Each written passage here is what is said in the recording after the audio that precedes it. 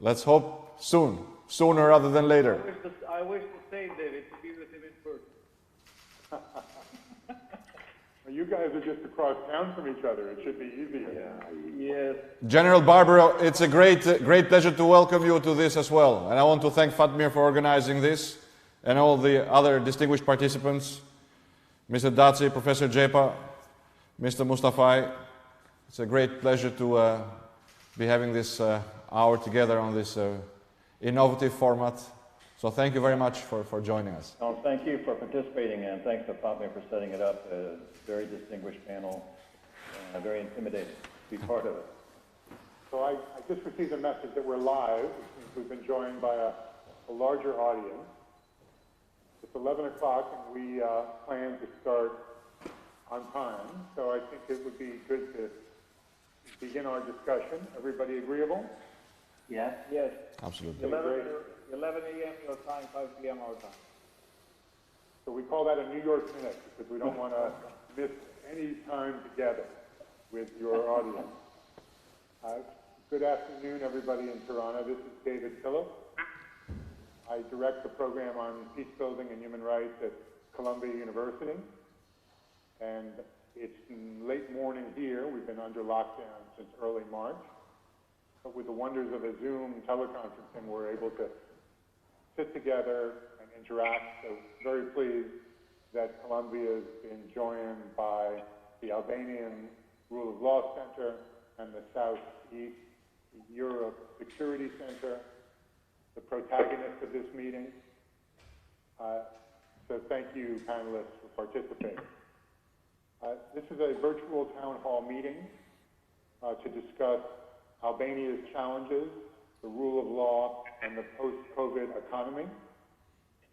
Part of our discussion will also involve Albania's international relations, including its important ties with the United States. Since I am an American, I'd like to just reflect briefly on the close kinship that Albanians and Americans share, our shared values and our shared interests. Albania is a valuable member of NATO, and the Albanian people have proven to be important partners in international efforts to counterbalance violence. But today, Albania and other countries are struggling, partly as a result of the COVID crisis. But Albania's challenges are broader and run deeper because they also encompass the questions around governance and democracy and human rights. The democratic institutions of Albania are weak. The Socialist Party has been accused of widespread corruption, vote rigging, and links to organized crime, including narcotics trafficking. There are widespread reports at the Council of Europe and elsewhere that Edi Rama and the SP have abused the politics of accommodation, which is at the core of good governance. Instead of focusing on the public interest, Rama has focused on consolidating his power. Not only does Rama's authoritarianism undermine democracy, it also tarnishes Albania's EU candidacy. Over the past year, we've seen that France, Germany, and the Netherlands simply don't believe that Albania is ready for EU membership.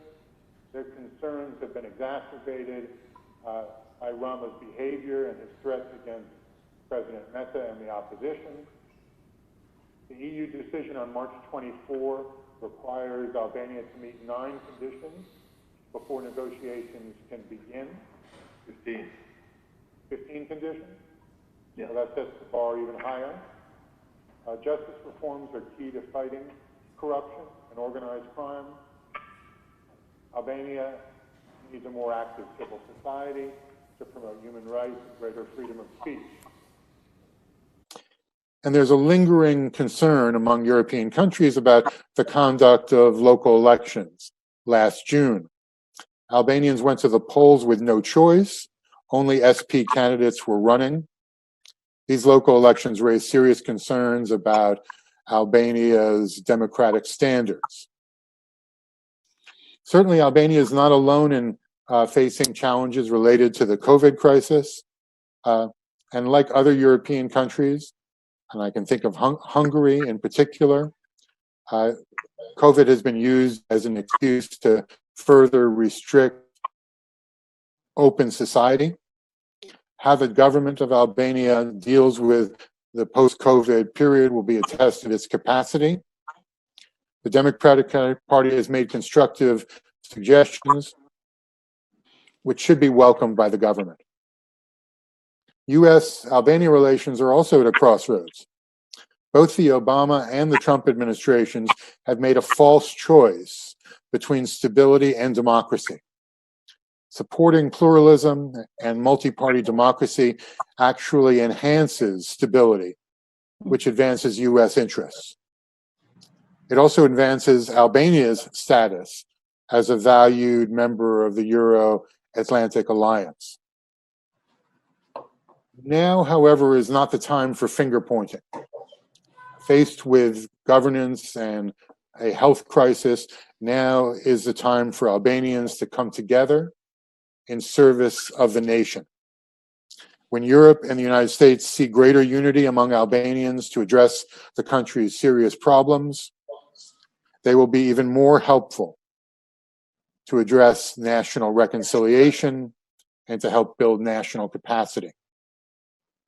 So there's plenty of blame to go around. There's ample criticism that we hear about during the course of the discussion today. But we should focus on how we can work together to help the country, to build the capacity, and to promote national reconciliation. To address this broad scope of questions, the Albanian Rule of Law Center and Southeast Europe Security Center have assembled a blue ribbon panel of experts. We're going to hear first from Lieutenant General Michael Barbero, who's been with the United States Armed Forces, was the commander of US forces in Iraq, and has 38 years of active military experience. General Barbero and I met at the introduction of some Kurdish friends, and I was deeply impressed then with his knowledge about Iraq and his acumen on global affairs. I'm not surprised to see General Barbero surface in a panel like this, and we look forward, General, to hearing your remarks, and then we'll follow your remarks with presentations from the other speakers. So it's my pleasure to present to you Lieutenant General Michael Barbero. Professor Phillips, thanks very much. And my thanks to Fatmir, who's a great friend, a statesman and leader. And I'd also like to compliment the Southeast European Security Center for this very valuable dialogue this morning. So good afternoon, everyone, and thanks for this opportunity and I appreciate the opportunity to learn from this distinguished panel. But first, I'd like to start with a few thoughts to start our discussion. So you might be asking, why do we have an American retired general on this panel? Well, first, it's personal for me. I served with Albanian troops in Iraq in our NATO command, and they were superb representatives of Albania. And also, I've sent troops to serve in Bosnia and Kosovo throughout my career. And I've visited Albania, the region, many times to bring investment and business development there. So it's a region that's very near and dear to me.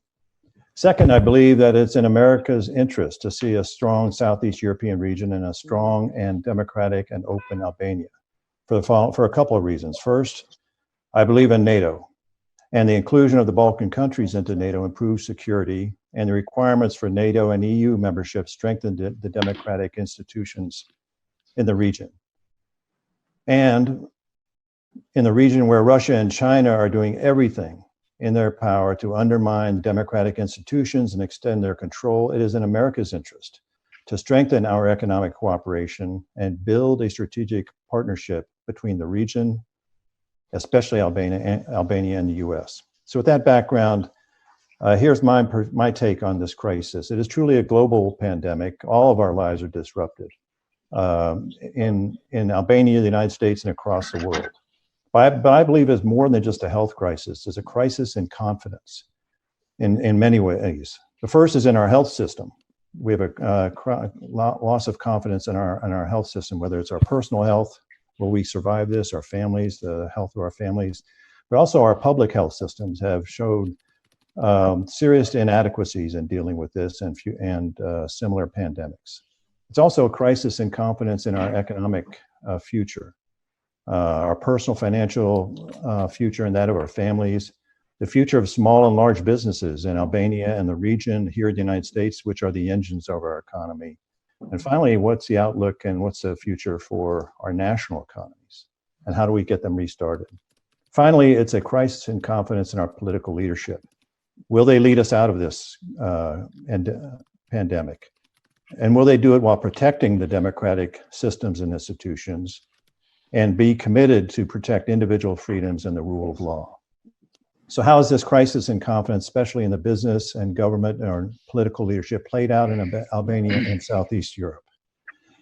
Well, in the economy, as Professor Phillips said, the region's in a recession, and it will result in a drop of domestic demand and decreased foreign investment. The continued travel restrictions, physical distancing guidelines, and other protective measures will continue to hit the service industries, especially travel and tourism, are a big part of the economies in the Western Balkans. And the closure of many small family-owned businesses cripple the very engines of your economy. Finally, a lack of financing opportunities and a drop in foreign investment pose huge challenges for the regional economies to recover from. So going forward, the region's weakened economies will be stagnant for the near future. But even as the economies suffer, the pandemic has highlighted critical political and democratic challenges that we are seeing. And we are seeing an emergent crisis in confidence in the political leadership in the region, as Professor Phillips highlighted. You know, for example, in Serbia, people have protested the perceived autocratic rule of the president and his ruling party, and what they see as an erosion of basic individual freedom and rights of its citizens. In Kosovo, the recently democratically elected government was forced out of office during the pandemic in what many Kosovars see as a power grab by the old guard of the status quo. And as Professor Phillips very clearly stated, in Albania, there are strong concerns with the erosion of basic rights and the rule of law. So across the region, there is a growing perception of leaders entrenched and their entrenched political elites taking advantage of the crisis with indicators of collusion, unfair practices, and decreased economic competition. We see draconian measures, secretive decision-making, and reverses in the rule of law. However, in any crisis, there is opportunity for change, and there's growing demand for change in Albania and across the region. And in my view, to achieve this change and successfully emerge from this crisis, leaders in the region have to do 5 things.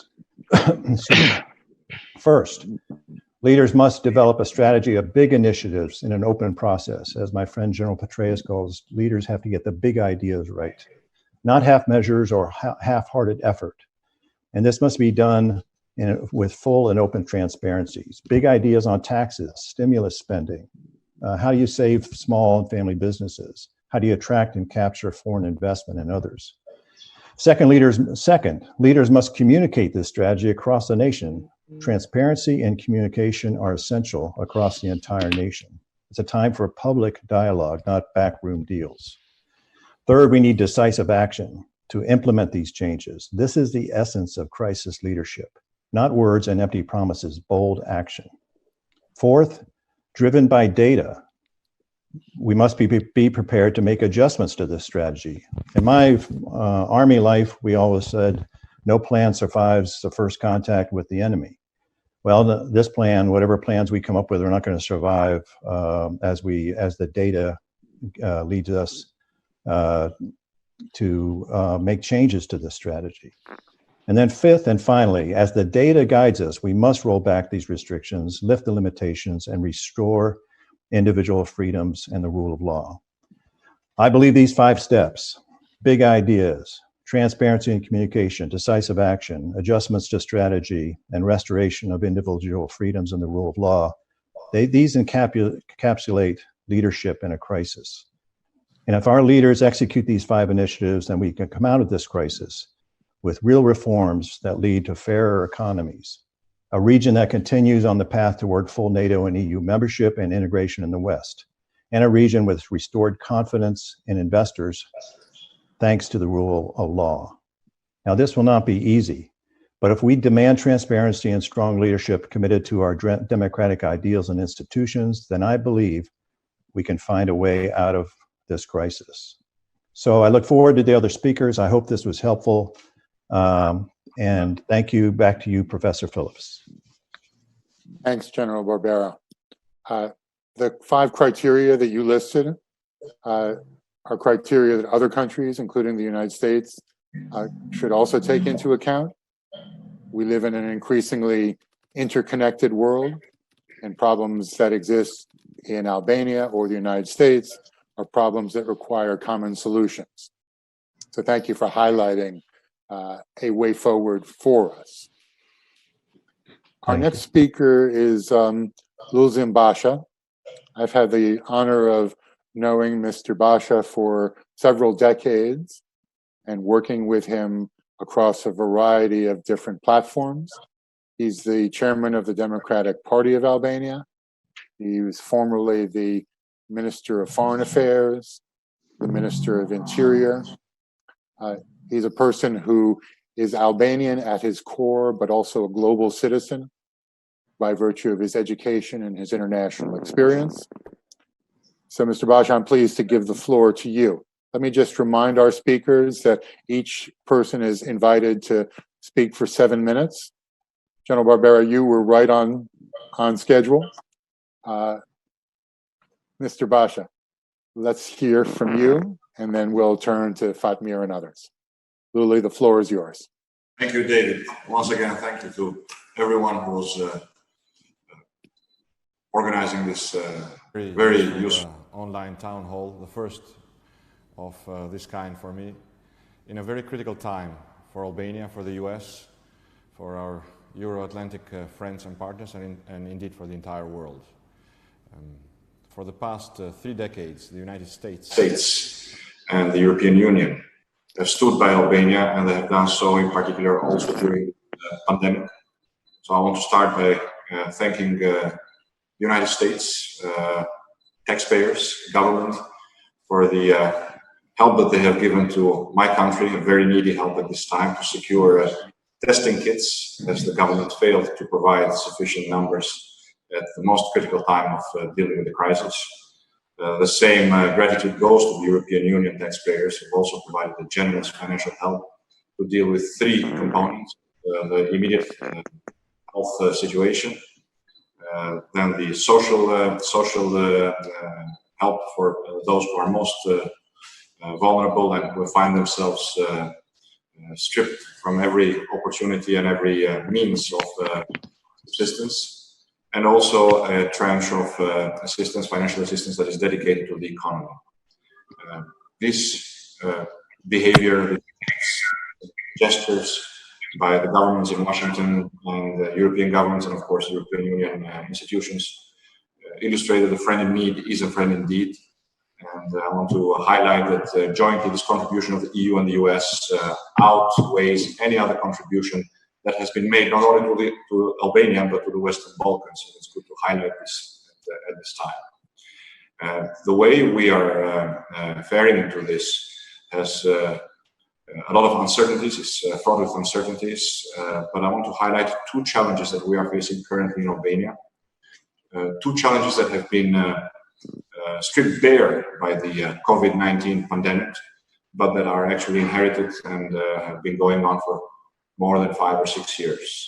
The first one is the challenge of the type of government that the country actually has. We are in a country that is experiencing a deep political and constitutional crisis, the result of a rigged election in 2017, and the result of a complete capture of government institutions and the concentration of powers in one hand of one ruling party, which today controls a rump parliament, controls the government, the executive controls the judiciary by sabotaging a Euro-Atlantic effort for the justice reform, and a reform that was started with good intentions, but it is being implemented badly in order to deliver the products of this reform to the party in power. It controls, as Freedom House and other reputable reports show, the media with an iron fist. It controls economic decision making. So, more than a republic, it resembles today a regime where the basic pillars of democracy, freedom, and separation of powers are practically inexistent. The second challenge is the economic challenge. Unlike other countries in the region, like North Macedonia or Serbia, for the past 7 years, the Albanian government has not invested in either supporting Albanian exports or attracting foreign investments and technology transfers. It has directed Albanians' taxpayers' funds into which, by the way, Albania is, for the past 5 years, the country with the highest rise in taxes in the Western Balkans. This money has primarily gone into two directions. One direction is a program of the socialist government, so-called the Urban Renaissance, which is practically inflated public procurement to address facades of public and private buildings in central in the centers of the cities, as well as some central infrastructure, city squares. So it's pretty much lipstick on a country that is suffering deeply from unemployment, from a dramatic drop in foreign direct investment, and has been limping economically at a growth that has not surpassed a real growth of 2% for the past 5 or 6 years. The second program that the government has been dedicating its funds is what is unjustly and incorrectly called PPPs, public-private partnerships and concessions, but which are actually highly corrupt government scandals involving a handful of companies, cronies of this government, who are receiving bloated government contracts to deliver services with no public benefits, or to outsource public activities through 3-4 times higher prices than the market. This has pretty much sucked away all the liquidity from the disposal of the Albanian government, and has exposed the country to the impossibility of even taking sufficient steps to support those that were first hit by the wave of the pandemic, to a degree at least as good as Kosovo's. To highlight this, Kosovo, with a budget which is half of the budget of the Republic of Albania, has been able to pass an economic package which is 3 times the size of the economic package of Albania. And not only that, in its implementation here is also lacking. So there is a big gap between what is being approved and what is reaching ordinary citizens. As a result of this, as the the Union of the Chambers of Commerce of North Macedonia has found out in an official publication this week, Albania has lost 10 times more jobs than North Macedonia, and equally this proportion is kept with regard to the other countries in the region. The official figures, the official tally is 61,000 jobs as of 2 weeks ago, given the fact that the country, according to the World Bank, has an informality rate of the labor market around 60%. One can well imagine that more than 120,000 jobs have been lost because the government has continued to spend the scarce liquidity in highly controversial deals like the ones I mentioned, PPPs and concessions, and also highly controversial tenders to purchase immediate needs for the health sector, which for some reasons that beat common sense have been classified as secret, only to find out that even during the pandemics, the government was purchasing medical equipment and supplies at 2 to 4 times the market value. Corruption is endemic. A poll by NDI found out, which was published 2 days ago, that 85% of Albanians believe that the country is thoroughly corrupt, and the outlook for the future is bleak. The European Bank for Reconstruction and Development ranks us as the country that will have the worst economic recession, and minus 9%, compared to other countries in the region. We will have the worst. Will be hit the worst by this crisis. The way out. Lula, you have 1 more minute. The way out. If we look at this situation, there is an illusion. It would be an illusion to think that there could be a correction of the economic course without an overhaul of the circumstances that have brought us here. liberating decision-making, returning legitimacy to Albanian institutions, restoring the rule of law and separation of powers and independence of judiciary, respecting media freedom is the only way out. And the roots, once again, is re-establishing democratic institutions through free and fair elections. This is what the opposition has been investing all its efforts into. By now, the European Union has put this as one of the 15 conditions to allow for the opening of accession negotiations.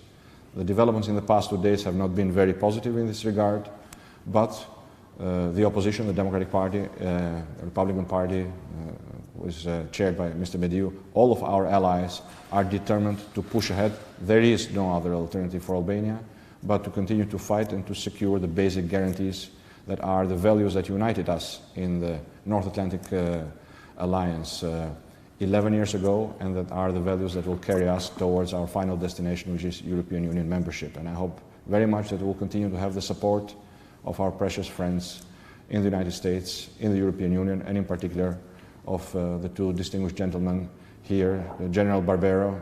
Welcome very much your contribution in this regard, and of course David Phillips, who is a long-standing friend of Albania and whose contribution in the past is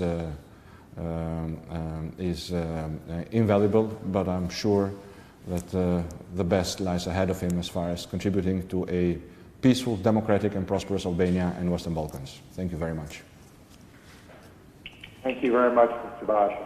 We're going to return later to your comments about corruption concerning the COVID response and the process of issuing tenders. And cronyism. But before we get to our question period, we're going to hear from the other speakers. We'll turn now to Fatmir Mediu, who is the chairman of the Republican Party, former Minister of Defense, active with the OSCE Parliamentary Assembly and countering violent extremism, and I'm pleased to say a good friend and close colleague. So Fatmir, the floor is yours. Thank you, David.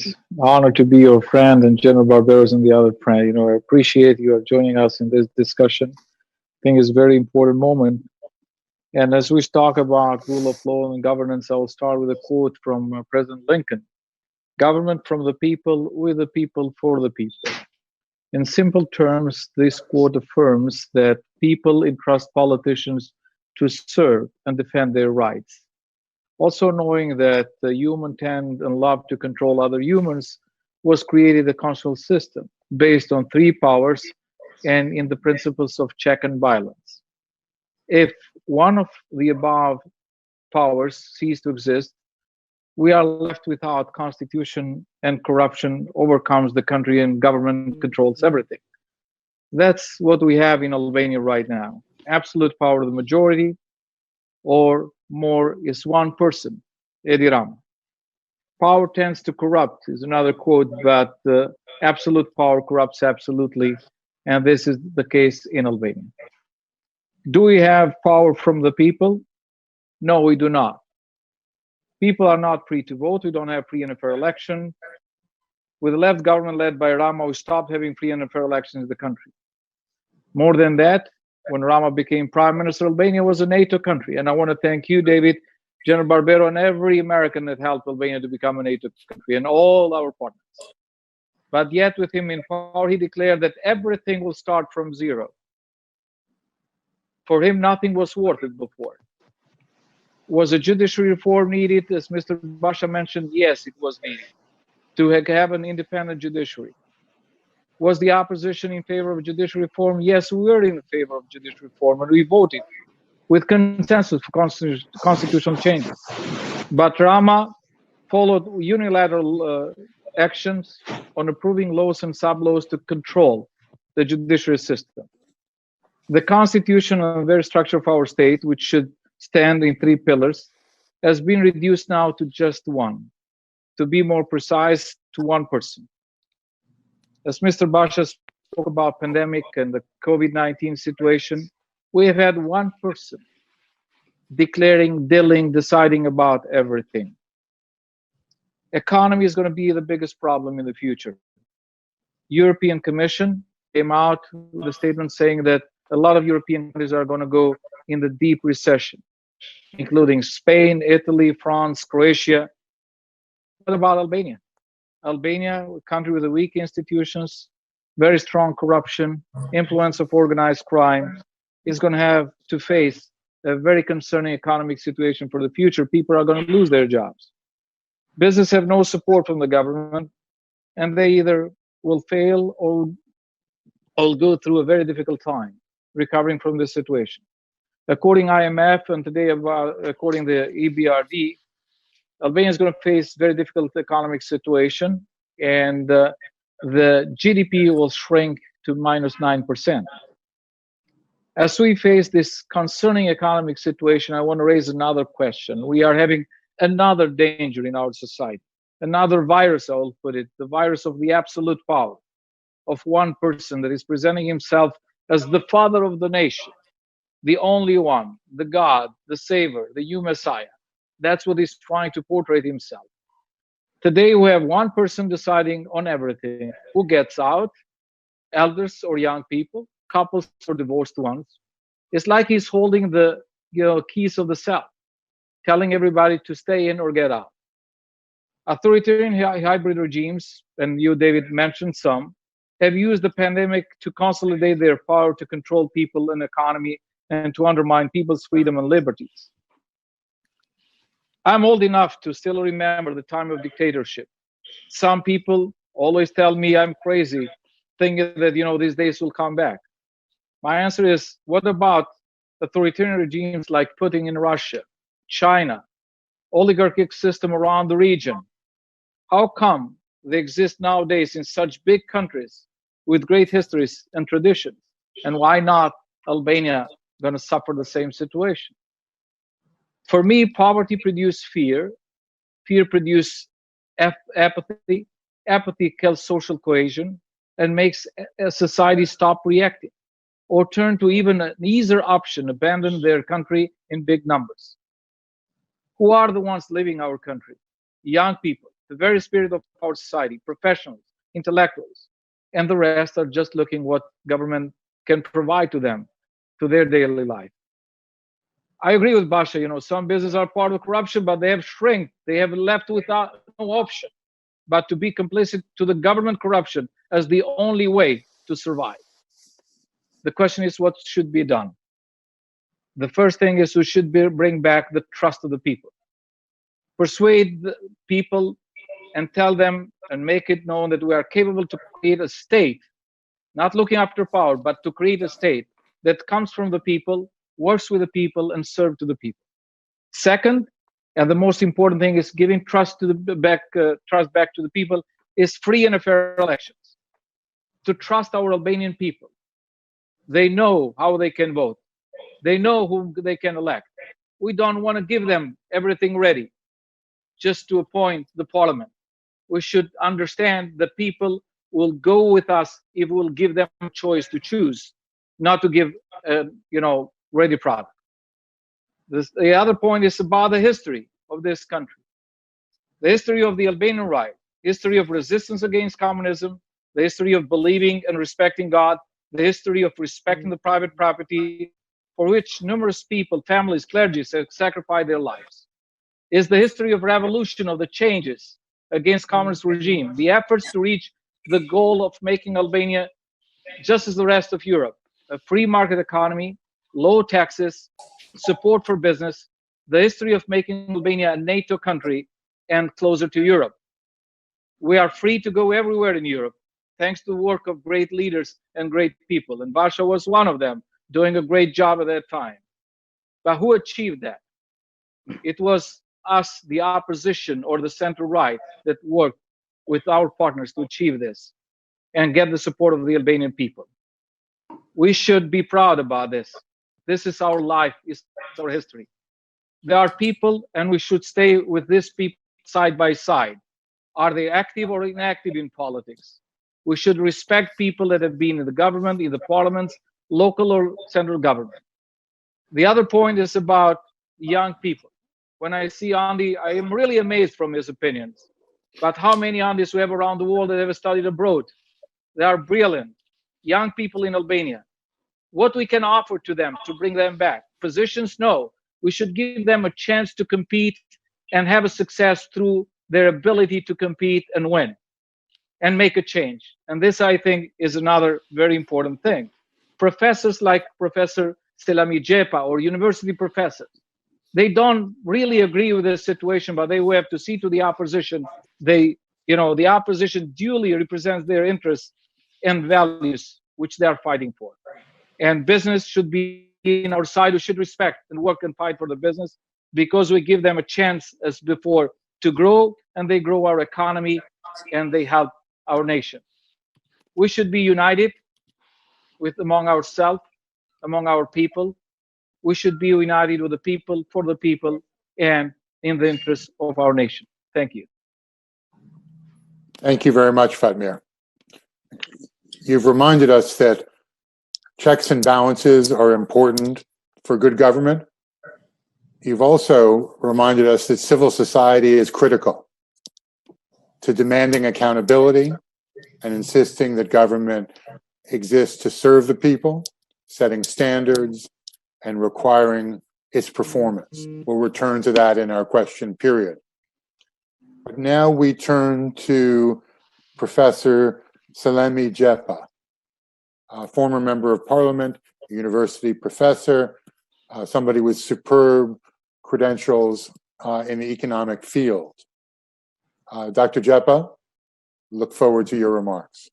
Well, hello, everyone. And first of all, I would like to start by complimenting all those who were involved in organizing this very interesting event. It is said that to a hammer, every problem looks like a nail. So to me, I will limit myself to my nail, to the economic side of the story. And maybe just adding a little bit to what the previous speakers were talking, because at the end of the day, it's economics which decides in many respects for the life of the people. I will basically try to answer three things. The number one is, how did we arrive at this mess? Because in my view, Albania is in a very difficult situation. And I think there are two major factors that explain the current conditions on the economic sphere. Number one are some exogenous shocks. And by this, I mean, starting from the global crisis of 2008, economic growth was going down. And since that time, economy was not recovering. The second, we have the terrible earthquake of last November, which displaced hundreds and thousands of Albanian families. And it definitely was another serious impacting the economic conditions of the economy. And the last one is the pandemics that all the global economy is suffering right now. But a part of these exogenous shocks, Albania, I think, has another domestically made issue, which is either the weak or wrong policies and the lack of reforms which could have prepared the country, to cope with difficult conditions. For example, the same way that our neighbors are doing. By wrong policies or lack of reform, I mean that the business environment in this country has been deteriorating. All the reports measuring the progress of business environment have clearly indicated that Albania has decreased the ranking on this global competition. The economic freedoms have been reduced, and therefore the lack of investments, and in particular the lack of foreign direct investments in the country, have limited, the industrial base and the base for the economic growth. Due to this complex of factors, I think that this explains basically why the response of the Albanian authorities have been so weak compared to even with the countries in the region. We are not talking of support, packages of government intervention in the range of 5 to 10% of GDP that industrial nations are already committing, by engaging huge finance, either through fiscal policies or through monetary policies in order to support, the revival of the business life and to support the a basic level for the families. So basically, the intervention the Albanian authorities have been doing so far have been quite limited, have not been far-reaching, or reaching only a very fragment or part of the population, and therefore the majority of the people and the economy in general do not feel any kind of support. So the second point is, what can we do in order to pass these difficult realities that we're facing right now? In the short time, I think that we have to address to fiscal policies and take bold measures instead of approving, very limited, weak interventions. They usually don't work, and in particular, when the shock is so strong, the shock is so hard, the response should be proportional to the level of shock the economy gets. So I definitely would support any kind of policy measures which increase the financial support, first of all, to compensate for the lacked incomes of the families, to support the jobs, because as the Chairman Basha mentioned, Albania is losing substantial number of jobs, and unemployment in the country can become again the most serious issue for any policy. Unless we protect the current jobs, it will be very difficult, to reopen new jobs in the future. And in the longer term, definitely the reforms, structural reforms, which include a reshaping of the fiscal policies, based on the proposal that the Democratic Party and the opposition in general have discussed so far, I think should be seriously considered.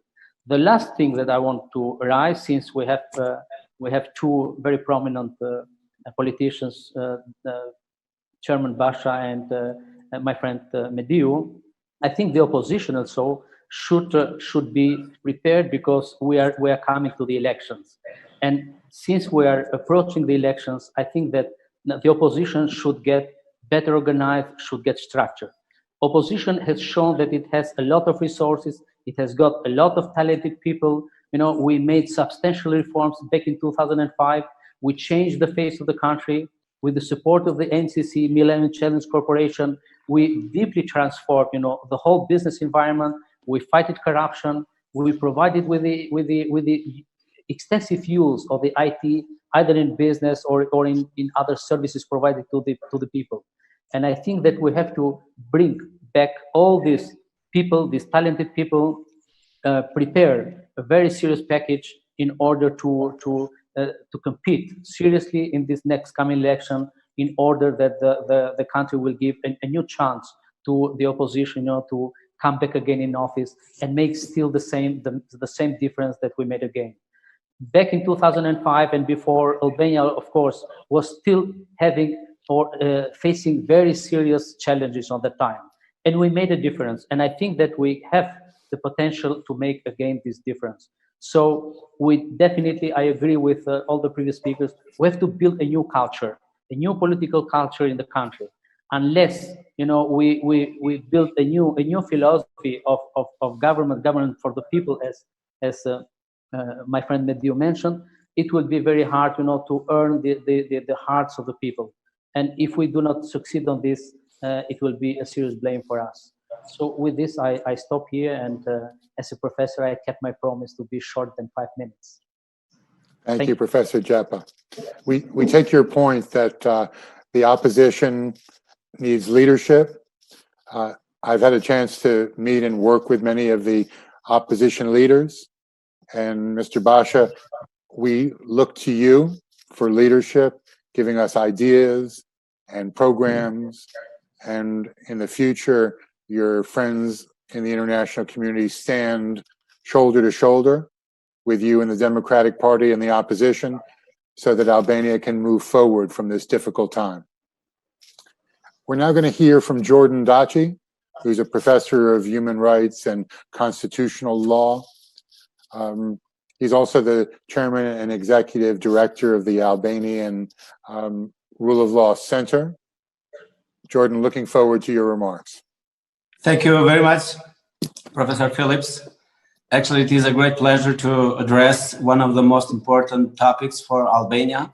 Unfortunately, the rule of law currently in Albania is very weak, and sometimes it is lacking at all. So basically, we need to raise the awareness of people regarding this very important issue, since the rule of law is the basic precondition for human rights and functional democracy. Rule of law cannot exist just formally as a principle, but needs to have in place real constitutional mechanism and guarantees. One of the key mechanisms for securing rule of law is the principle of check and balances, which unfortunately in Albania right now does not exist, since we have just the executive power who decides for everything, and the legislative power approves what I call ready-made laws, because the government in recent months have decided not to propose any more draft laws, but just enact what are called as normative acts. So those are just ready-made laws, and the parliament approves them without any further editing or any further opposition to them, and without even consulting the public at all. So basically, this is a very serious situation, which in the absence of constitutional court and also Supreme Court, it makes the situation even worse. So on the other hand, regardless of the needs to have some limitation because of the COVID-19, still the government misused the power to issue normative acts and to introduce limitations to some very basic human rights, which are not proportional and are not justified. Basically, people in Albania today, as we speak, cannot protest, although they may still be able to respect the rules regarding the COVID-19, but still they are not allowed. And to my understanding, since the government decided also to closure the court, so basically there is no way that an Albanian citizen can challenge a government decision regarding his rights, because the courts are closed. And while we are thinking, and they are already announcing opening almost all kinds of businesses, the courts are not yet even thought to be open. So this is very unusual situation, since we have, I personally, but also many other people have already proposed to the High Council of Judiciary some measures that could be adopted in order to reset the normal function of courts, but the government just chose the shortest cut by just closing them. It seems like the closure of courts has contributed also to lower level of rule of law, and basically the High Council of Judiciary, I don't know for what reasons, it's delaying the process of fulfilling the vacancies before the Supreme Court. And also we don't see any movement regarding the appointments of other members of the Constitutional Court. Really having a rule of law state as long as we don't have fully functional judiciary and fully independent, while they are voices, which I also supported in, proves that some of newly appointed members and bodies have been sponsored, or at least are related members with members of the majority. The parliament also has legitimacy by approving just recently the amendments made to the criminal code were completely and obviously in violation of the Constitution. But Parliament just approved them as they were introduced. Also, there's few amendments were made, but still the Constitution was violated. I think that also other violations had happened, like, for example, many acts that have been issued by the government have been being implemented without being published. And they have been published like weeks later. But people were convicted based on these acts, although, to my understanding, by providing for convictions through a government, it violates the principle of checks and balances. I think that the right of peaceful gathering and other basic rights, such as, for example, Albania has also derogated from some very basic rights provided in the European Convention of Human Rights. such as, for example, right to privacy. So my question to the government is, what right to privacy is related and how with COVID-19? Does the government wants to know what is happening in our houses, or they just want to keep us in lockdown, which is obviously something used for other purposes rather than for a legitimate use? I think that a democracy without the right to protest is just a dictatorship masked as a democracy. Democracy without human rights is just as good as all communist system we used to have for 50 years in our country. I think one of the biggest challenges for our country and also for other countries is to reset the previous status of human rights and try to increase the rule of law in our country. We need to fully support the judicial reform.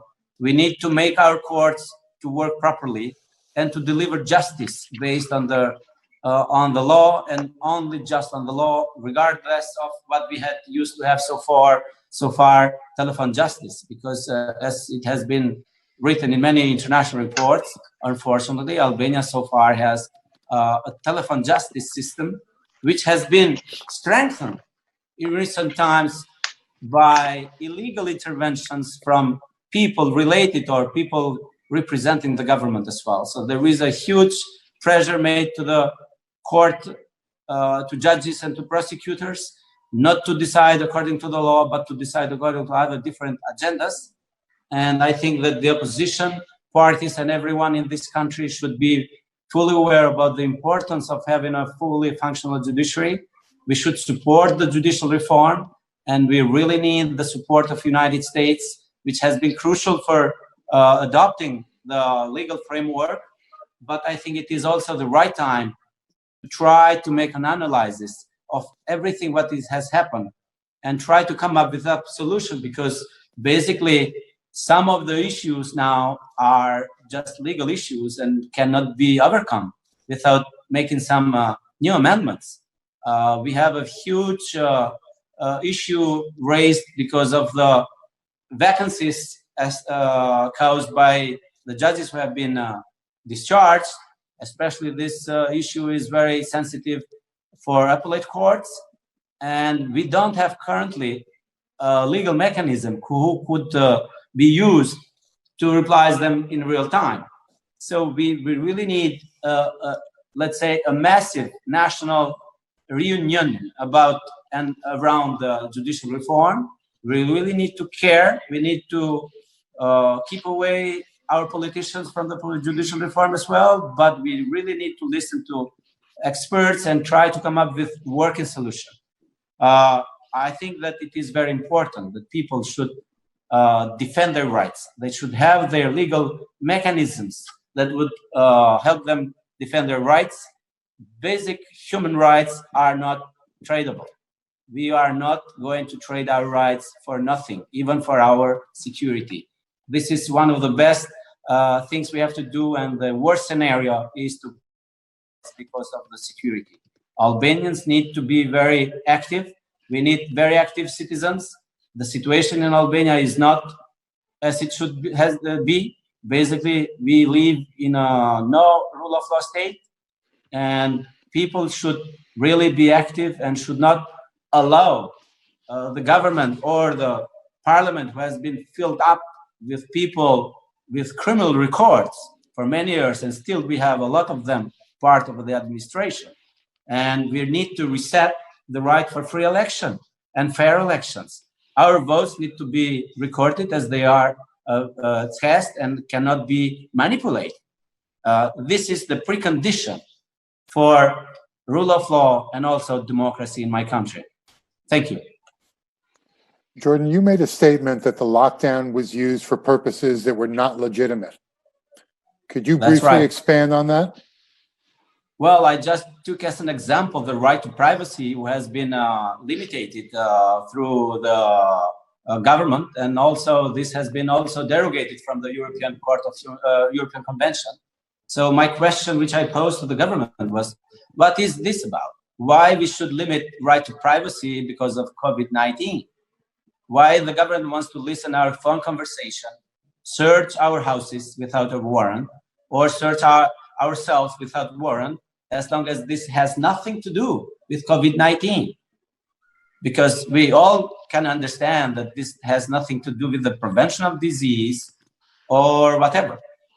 This is just very basic example, but we have also other examples, such, for example, the closure of the court. Why the court should be closed? Why a restaurant can be open and the court cannot be open? All these questions lead you to a very simple conclusion. There is a certain political agenda behind of this acts, because I think they want to use this situation to prevent people from exercising their rights for peaceful gathering, from asking for political rights, and also to prevent even elections. And also to use this situation to gain data, illegal data. All Albanian data now have been gathered through channels of the government because of receiving authorization, etc. And nobody knows, but we receive emails permanently from sources which are not supposed to have our email addresses. Professor Daci, we're going to turn now to Andi Mustafa to expand on your comments. Thank you very much for a very lucid presentation. Andi, we're turning now to you. Thank you very much, Professor Phillips. I would like to focus my intervention specifically on the issue of the rule of law. I will try to be as concise as possible, even if the angle which I want to tackle the issue is a little bit complicated. The angle is the limit of formalism, which is getting more evident every day with the consequences of the COVID-19 crisis. And I will take advantage of the presence of Mr. Basha to try and propose some ideas for the opposition to implement. When we talk about the rule of law, especially in countries like Albania, I believe that we can say easily that we have reached the limits of formalism. Formalism is, for a very long time now, this dominant ideology, which has never been debated actually per se, stated that a country could advance rapidly towards the consolidation of the rule of law, democracy, human rights, or even the development of the economy by implementing a series of laws in its internal legal system. As long as my memory goes, I remember that the main political agenda of Albania was the fulfillment of criteria linked to reforms that Albania had to adopt in order to access international organizations. Moreover, these reforms that often dealt with the same issues were influenced by different countries, giving the idea that making law is like cooking. You can do it by mixing ingredients, in this case, different legal systems. By doing this, we have conveyed the idea that law alone changes people and improves almost automatically their lives. And this is what we have been doing for so many long now. We have adopted so many different laws. They have been influenced sometimes by France, sometimes by the United States, sometimes by Italy, sometimes by the Netherlands, creating all this mix of foreign influence that as a whole are not coherent. By doing so, we have also failed to have a debate that seems philosophical at first, but which is actually, in fact, very practical. At what extent the law changes the society, and at what extent the society influences the law. Also, what is the role of the government between them? All these relations are very complicated.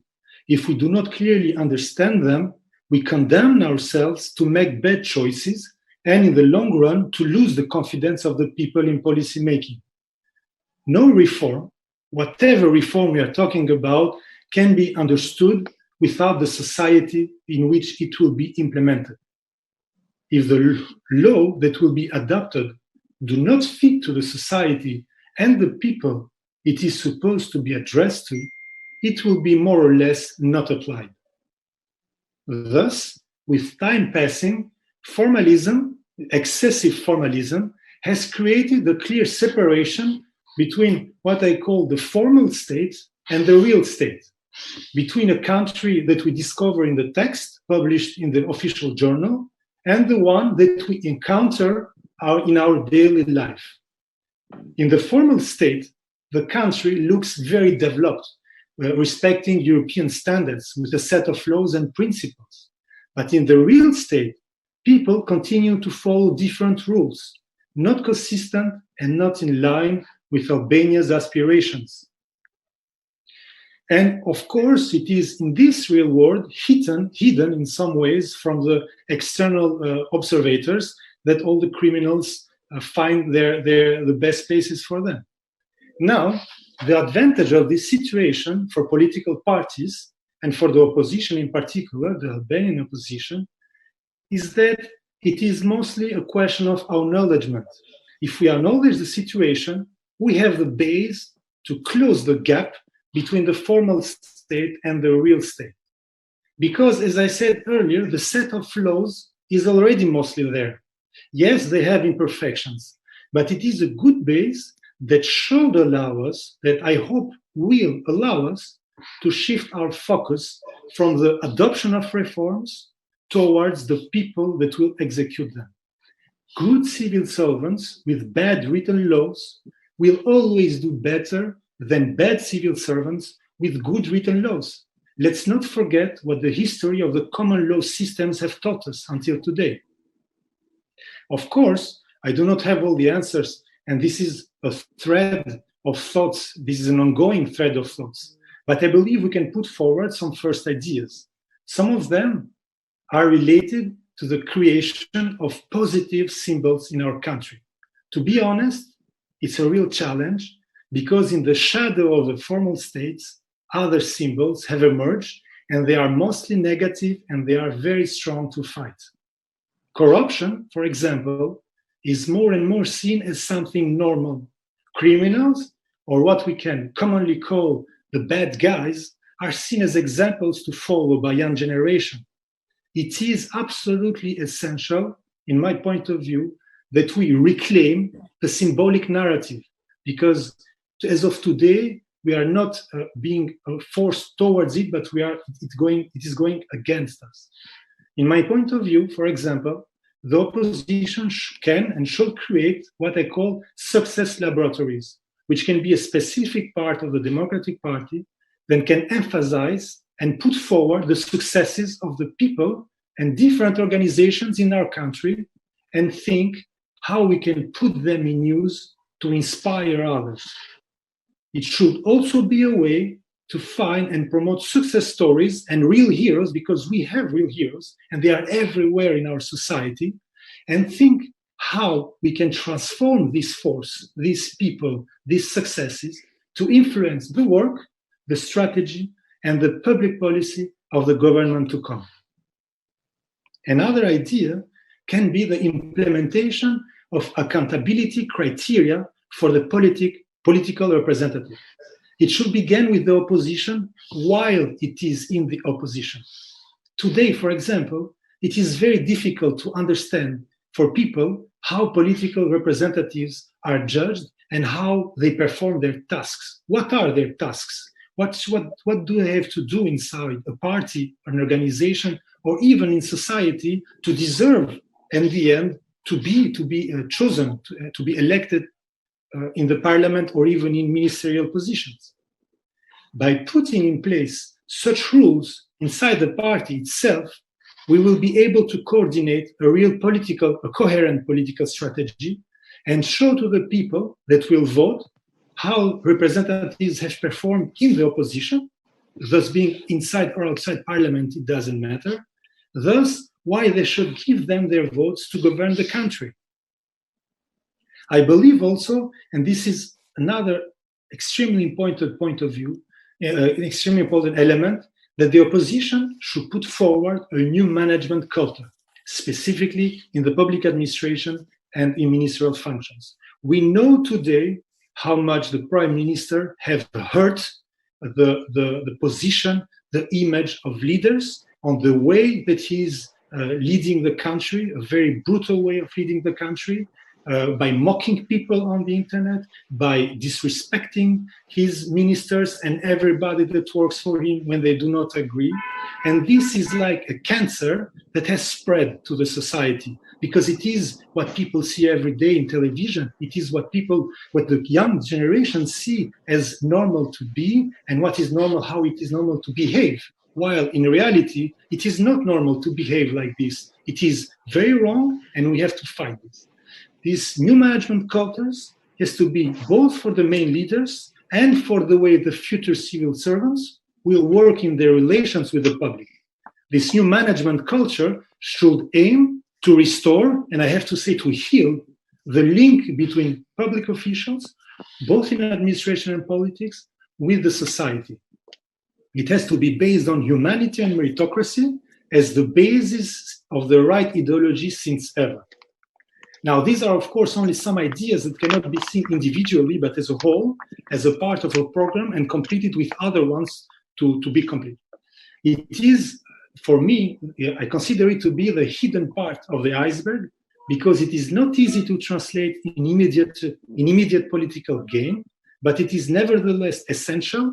And another advantage is that they have zero costs.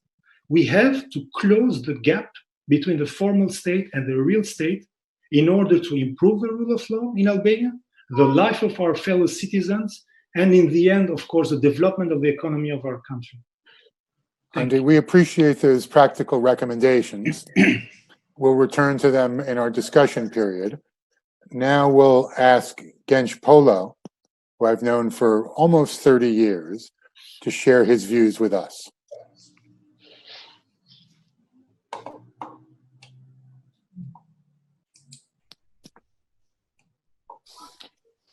Can you all hear me okay? Yes. Genç, you're at mute. Unmute. Okay, that's unmuted. That's unmuted now, yes. Well, thank you very much, David, for the invitation to attend. Gentlemen, ladies and gentlemen would have been better. So, David, next time you make sure a lady joins our conference, perhaps. Actually, I mean, there's plenty of recent international reports that would just confirm what previous speakers did say about state capture, about the lack of erosion of separation of powers, about autocracy on the rise, about corruptocrats running Albania, not just Albania, but we're focusing on our country now. That would have been alarming if that would have been happened 10 or 15 years ago. Still, it is happening, but I mean, there is uproar, but perhaps not as much as it should have been. And that brings a big burden and an important task to the opposition to be the unavoidable and necessary agent of change. We have a very bad situation. I mean, I could add other examples from what we already heard, but we are looking for solutions. And for the moment, we can find the solutions with the civil society, but most forcefully, we should find them with the opposition and the resonation of the oppositions and of the genuine civil society with the whole society, with the whole Albanian society. David mentioned the collusion of the ruling politicians with the drug lords at the introductory remarks. And you know for sure, everybody knows that the largest circulation newspaper in Germany, the Bild Zeitung, provided evidence based on prosecutorial wiretaps of the prime minister being involved in vote rigging, along with drug lords, ministers of his government, MPs of the ruling majority. And that's bad. That would for any decent government to resign. Still, I mean, the government is in place, but the prime minister last week has publicly announced legislation to legalize cannabis. And of course, it doesn't matter what the letter of the law would perhaps say. It means that the signal has been issued again. I mean, cultivate cannabis like we did before the last general elections in order to have enough cash at hand so we can buy votes. That's another perhaps due example to be presented of how dire the situation is. What can the opposition do? Back to the main message. I mean, the opposition can try and is engaged in some electoral reform that would make the free and fair vote possible, free of intimidation, free of buying. And we hope that that will be successful and would provide for a reasonable fair elections next time we have them. The other way is to try to pressure the government from the streets if the legislative exercise we engage in doesn't seem to work well or doesn't promise to be real. Those, I mean, beside those two classical examples, I mean, normal democratic procedure and pressure, popular pressure from the street, also we have to capture the hearts and minds of the people of the society with a good socio-economic rejuvenation program, and I think the opposition is well advanced into preparing it and into presenting it, but also to counter the perception that state capture is sort of fatality. We need to present some proposals, including some revision of the constitutional architecture.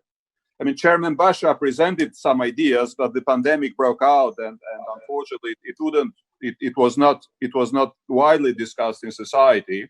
Ideas including also bicameral system, like the United States, because what we have seen in the last years, uncomparable with the previous years, is a parliament. I mean, there practically no distinction between the legislative and the executive, and the legislative rubber stamping 3 times in a row a law that was openly corrupt and criminal.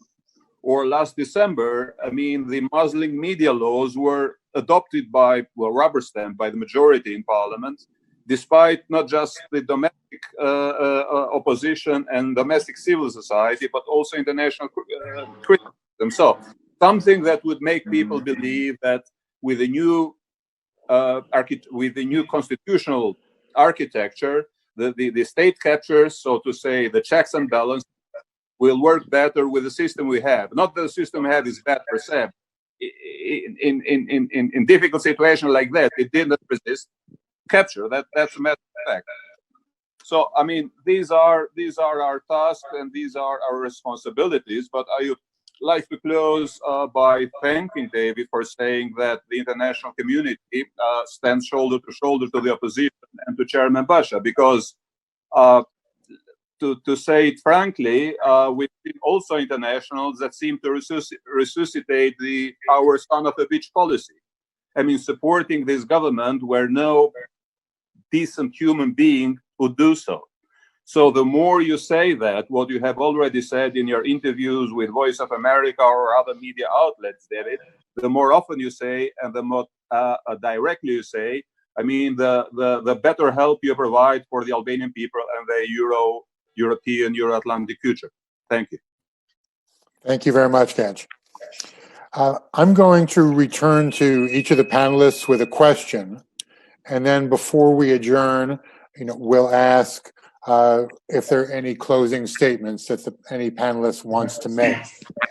General Barbera, your remarks touched on the importance of regional economic cooperation. That includes trade and transportation. How has that been affected under the current conditions? And what can we do to work around some of the obstacles to regional economy? Well, I think we've seen not only in the region there in the U.S. and around the world a call for greater nationalism and a pushback from the embrace of globalization. So I think countries have pulled within their own borders and are looking to secure, for example, the United States, much debate about how do we secure our supply chains? And how do we make more of the critical factors in the United States? So I think that's the debate and that's the discussion and that's the trend that we're going to see. How do you reverse that? It's going to be tough. I mean, it's going to be challenging. In that region, I think some sort of regional agreement greater EU integration, but the trend is going the opposite way, to greater nationalization and supply chains that provide critical capabilities that they can control. So I don't have a good answer for you. I just can tell you the trend that it's going to continue and it's going to be tough to reverse in the short term. Chairman Basha, you highlighted corruption around the COVID response. Could you elaborate on what kinds of corruption and provide us with specific examples, including tenders that have been fixed for government supporters?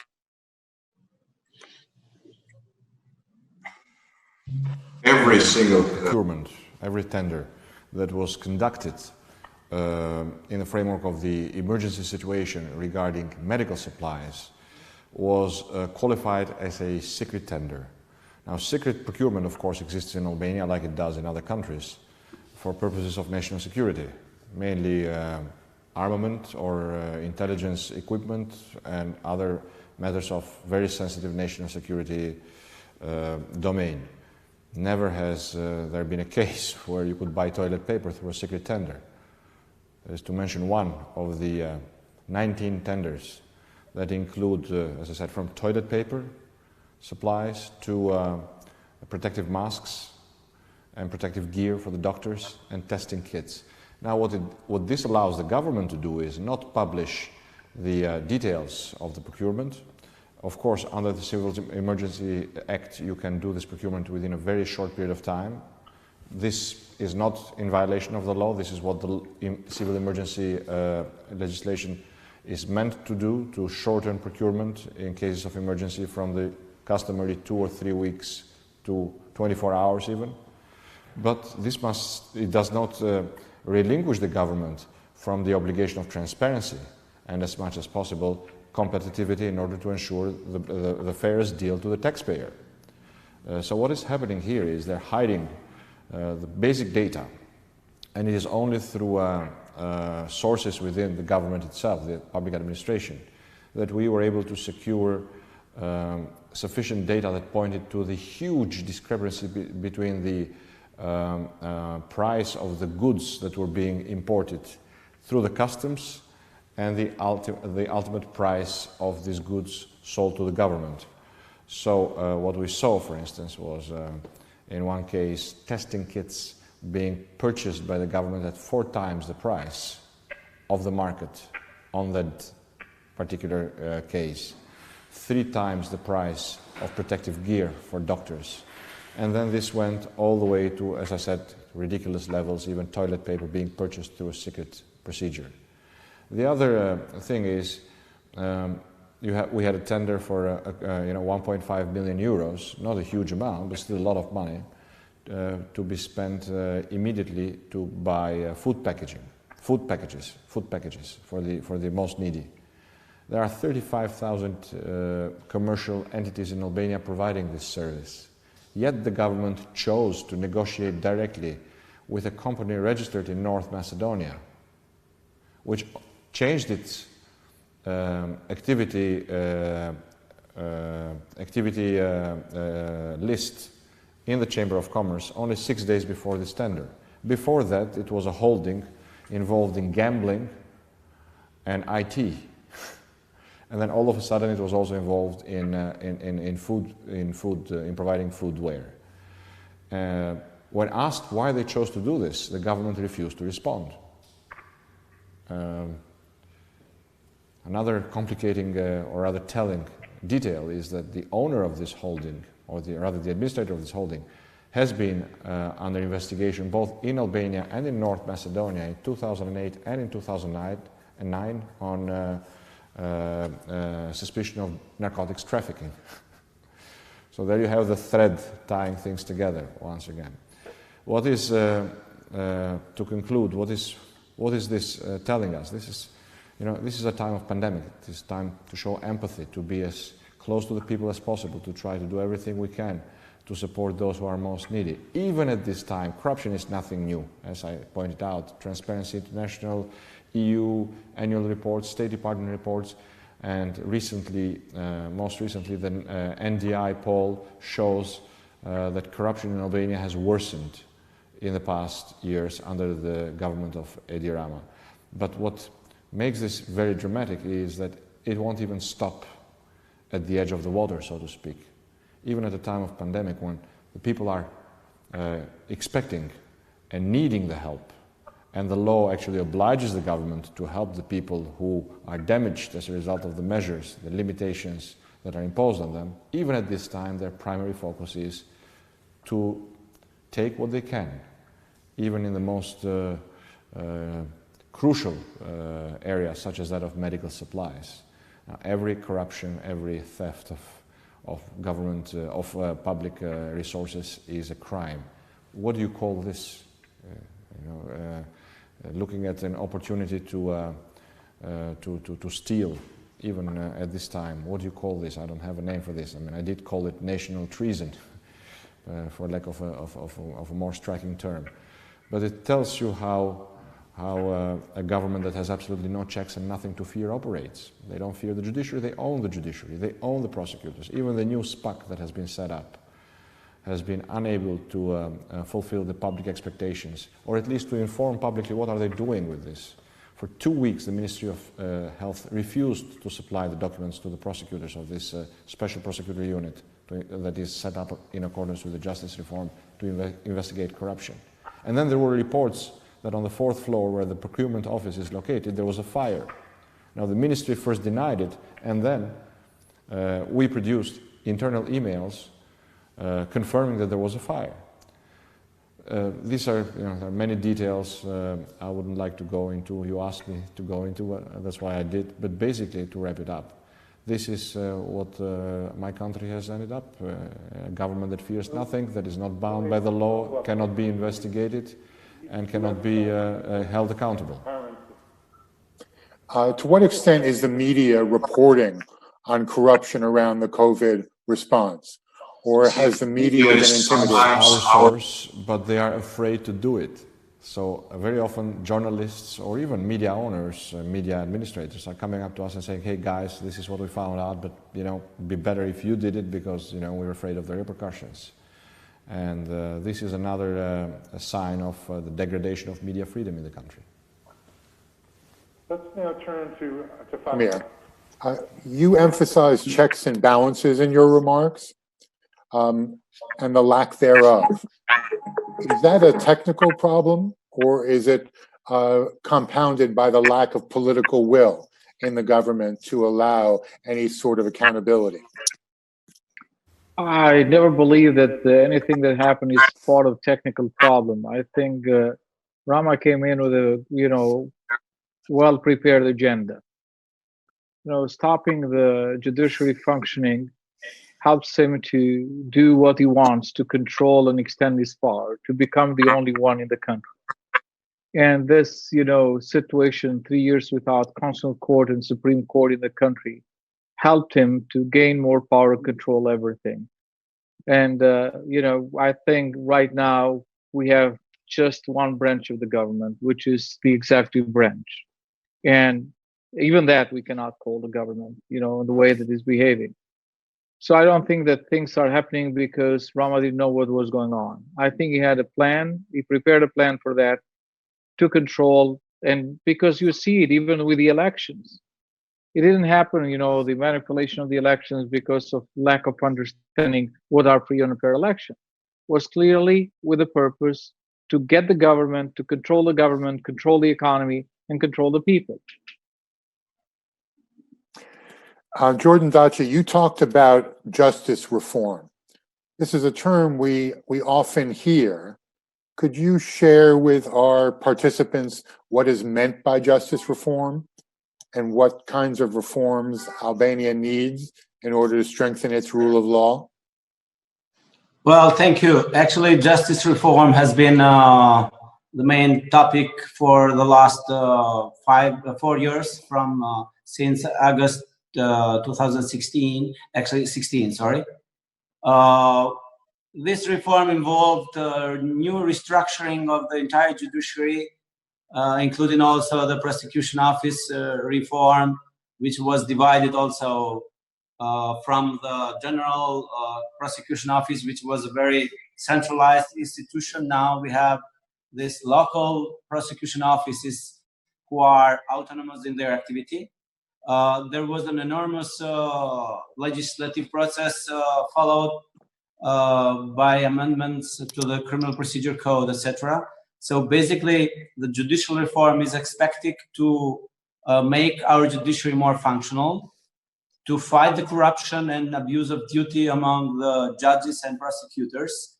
And this has been done and will be done through the so-called vetting process you already know. So there is a new mechanism which examines all the cases. And so, so far, almost 50% of judges and prosecutors have failed to pass this process. But on the other hand, although it has a very huge people support and also professionals as well support the judicial reform, still there are some legal loopholes which prevents the judicial reform to be fully implemented in a quick manner. For example, the vetting process is lasting quite longer than it was expected, and I think it's going to last even longer. So we need that the people working for this structure needs to work a little bit faster. On the other hand, one of the key issues that I'm always raising is that since we are having a lot of vacancies, we don't have a real-time replacement mechanism. And this can be done only by introducing some new amendments to our current legal framework. But what we really need at this time, and which is not going very properly as we expected, is resetting the functionality of Constitutional Court and the Supreme Court. It seems that the people and also the state actors which are involved in this process are somehow preventing this process from happening. So there is an unreasonable delay in appointing new Constitutional Court judges and also for the Supreme Court judges. So I don't understand what prevents, for example, the High Council of Judiciary from going on with the rest of the process and appointing the rest of judges. And we really need to address also the issue of the caseload. So we need to make a new scheme of distribution, also the new scheme of organizing our court system. And I think one of the things that are doing wrong sometimes is we cannot make our courts more effective by making the people's access to court more difficult. We should do the opposite. We should make people more easier to people to access the court system and the court services. This is what we expect, and this is what democracy means. Let's turn now to Professor Jeppa. In your remarks, you talked about the link between foreign direct investment and the rule of law. Can you explain how FDI has been depressed by corruption?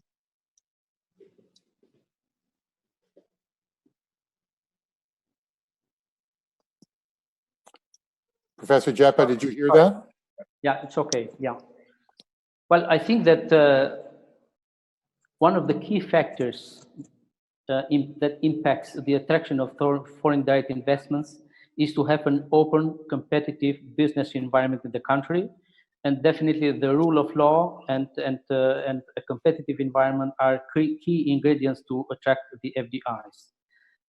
Unfortunately, I think that due to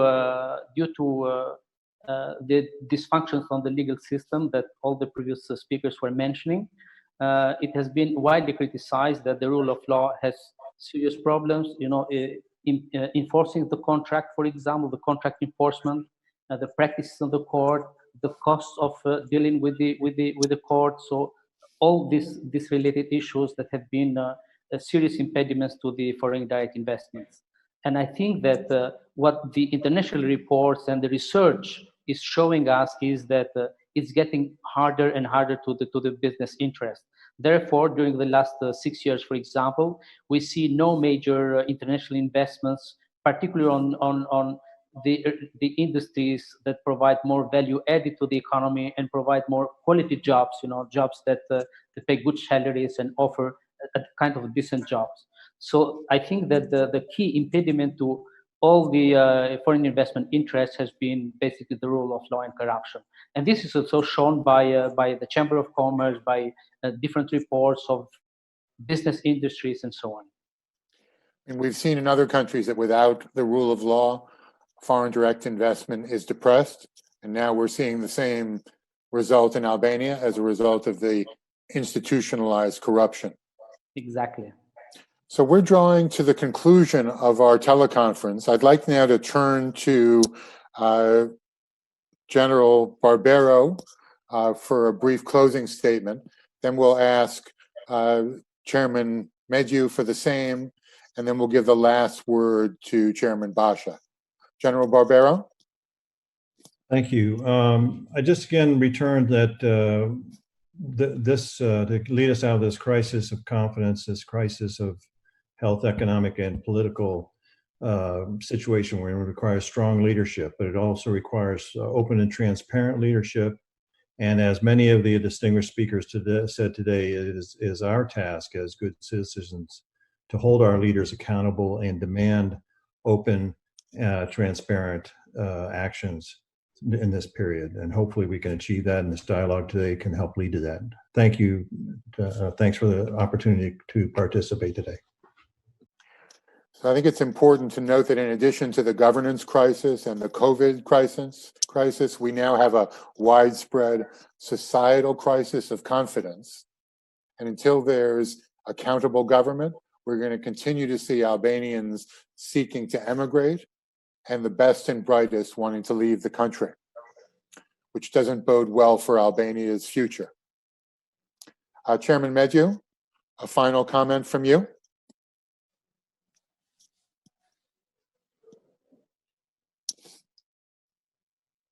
Conversation, a lot to think about, and taking some of your opinions and thinking what we can do. I appreciate very much Andy's energy, and they put in and some of his thoughts. Let me tell you this, that in this country, everybody knows what is good, what is bad. So we know what is bad. The main question is what is good, what is the solution? And I think Leader Basha and all the opposition leaders should think more about how we can gain the trust of the people and the confidence of the people, how we can make a change.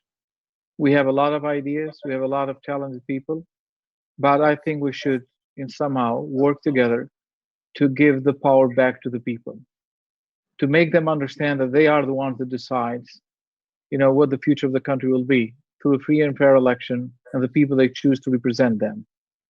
And I think we have a lot to work on that direction. We have a lot to work and reach out, to our people, to capitalize our history, as well to the new history and the future for Albania. Chairman Basha, in my opening remarks, I emphasized the need for cooperation and national reconciliation. I think that Fatmir has just underscored this point, emphasizing the need to focus on what's good and on solutions.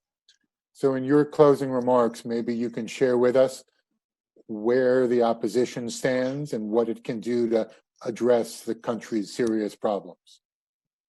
The opposition stands for rule of law, for free elections, for separation of powers, and an end to the culture of impunity.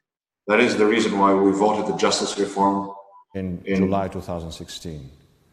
But we did not want to see it hijacked by political agendas. The best contribution political parties could have given to justice reform is to stay out of it. That's what we did. Unfortunately, the Socialist Party used every opportunity to capture and to intervene in the processes of the justice reform.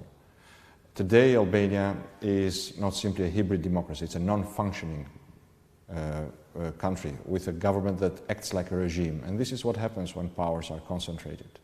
The good news is, David, we've shared this in the past. For 4 years, I lost the patience of many dear friends as I was bringing the stories of collusion between politics and crime and drug trafficking and cannabis cultivation and state capture.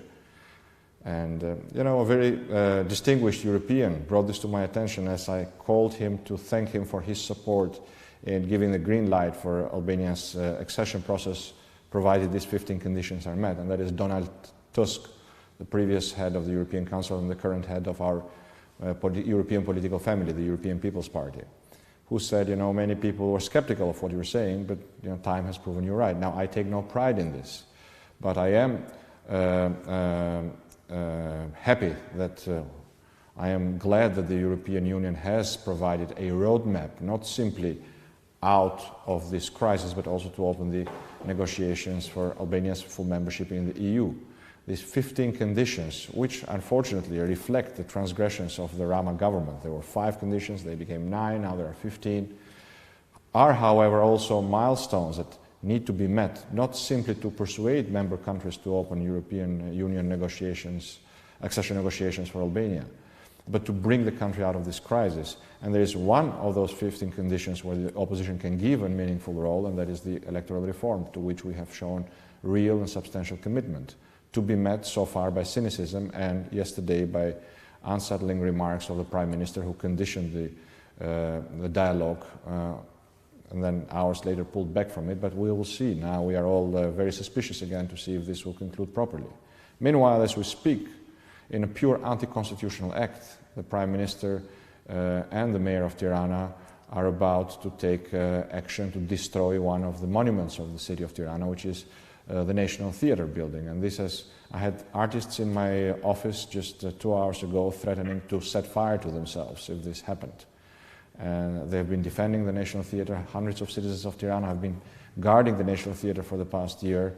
And now, at this time of pandemic, instead of showing leadership and unity, it seems that the Prime Minister and the government are not missing a chance to show divisiveness and conflictuality.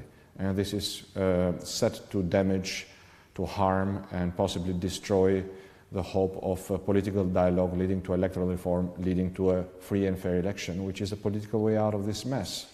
One thing is for sure, society will find its way through. Albania will not collapse to Oriental-style despotism. It will not collapse to practices that build facade democracies behind which autocrats violate human rights and use the constitution as wallpaper. And although this is not tough, this is not an easy thing. It's a tough assignment. I am determined to lead the Albanian opposition, which is strong and united, and to lead the majority of Albanians who are fed up with this situation, both the economic situation, of course, but also the lack of security for their basic rights and freedoms, and the lack of rule of law, the inequality and the culture of impunity, and to once again strive for the European standards of freedom, of democracy, of rule of law, free market economy, and of no one being left behind. And you know, we are not newcomers to the table. We also have our successes, we also have our sins. But we know when we performed, the West met us halfway. This happened during NATO accession. This happened when the EU lifted visa requirements for the Albanian citizens, ending dramas of thousands, hundreds of thousands of families who had basically the Berlin Wall in their families, and also restored the dignity of Albanians who are able now to travel in the Schengen area visa-free. We know that when we do our job, when we do our homework, to converge with the standards of, with the Western standards of liberal democracy and rule of law, that this produces welcome steps from the West, but it also produces welfare and prosperity and hope for Albanians. And then we see what we saw in the past, and I'm sure we'll see in the future, not Albanians fleeing the country, but Albanians coming back to Albania, because this is a country with great potentials, and this is what we're fighting for Albanians not to leave, for Albanians to come back, and also for foreign investors and friends to be able to enjoy and jointly exploit the treasures of this country to build added value for Albanian citizens, Albanian economy, and to give Albania the place it deserves in the European Union. One of the great assets that Albania has is its human capital. I've known Albanians for many years. They're hardworking, they're pro-Western, they're democratic. Unfortunately, during these recent years, that human capital has been diminished, and we hope that with more transparent and effective governance and new leadership, that human capital can be renewed as an asset for the country. Let me just say in closing, there's an expression that democracy dies in the dark. It's important to look at the 15 criteria to have regular monitoring and evaluation. And Columbia University welcomes cooperation with Albanian partners, such as the Rule of Law Center, to do regular monitoring and evaluation and reporting. I'm greatly encouraged by today's conversation. I want to thank the sponsoring institutions. I especially want to thank Fatmir Medju for his leadership in bringing about today's discussion. Extend my respect in regards to each of the panelists, but especially to Lulzim Basha. We look forward to a future which is beckoningly bright, more prosperous, and where democracy doesn't die in the dark, but where democracy thrives in the light. So let me say in adjourning a word of thanks to all the panelists and to the participants. I hope that in the future we can continue these discussions, and please count on Columbia University as your friend and partner. We stand with you shoulder to shoulder. We'll do everything that we can so that Albania can realize its great potential. So with that, we are adjourned. Fatmir, any closing remarks, or are we good to go? I can't wait for the other one, next one in line. Maybe I'll talk with Mr. Basha that we may have a kind of regional discussion, so we see what the situation is in the region and how we can combine our efforts. I think we should know and understand what's going on and what we can do together. And I will appreciate General Barbero and yourself, joining us in other events like this. So we're honored to join. Our commendations to the panelists. We're now adjourned for today, but we will continue this discussion soon. So thank you. Mir Pavsham, everyone. Very much. Thank you. David, thank you to everyone. Selami, Jordan, Andy, Mr. Basha, thank you. Zodi Polo, grazie. Okay. Goodbye. No one wants to leave. Everybody wants to stay. We can start from the beginning. Well, we're going to be moving forward. We're not going to go back to the beginning.